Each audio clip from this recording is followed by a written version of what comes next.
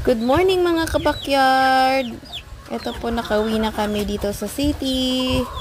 At nung binalikan namin sila dito sa bahay, wala naman po nang nawawala sa kanila. So, ayan po, ito ang aming mga 2 months old. Yan po sa kulungan yung aming bulik at mga inahin. Hindi po sila nanakaw, hindi sila nabawasan. So, ito pong mga kelso namin. Ito, mga 6 months old. Mga babae po yan. Ganda ng buntot nitong isa. Mga babae na lang po na iwan na kelso kasi ang mga lalaki po ay nabili na sa amin. Ito namang kelsong inahin sa unahan. Hindi po naging successful ang kanyang mga eggs. So, wala po siyang napapisa. Dito naman po sa may kulungan, ito po ay mga sisiyo natin na 2 weeks old pa lang.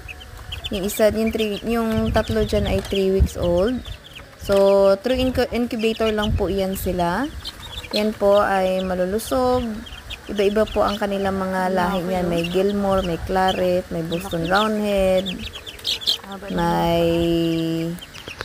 may Hatch. Halo-halo na po yan.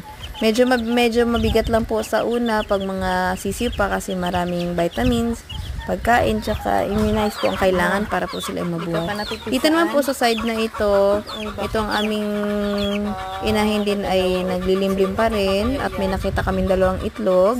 So, isa yun sa mga inahin din namin dyan. Kasi po mga kabakyard, ang inahin po namin ay nasa dami na talaga niyo masyado. Dito yan sila. Ganyan sila.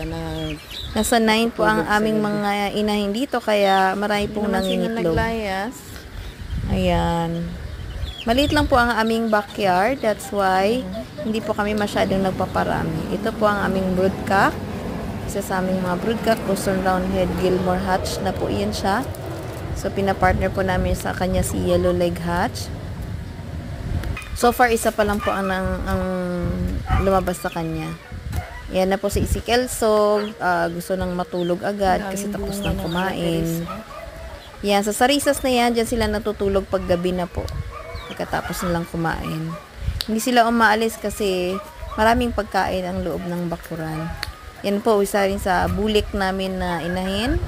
Sila na mamahinga. Yun lang po. Salamat!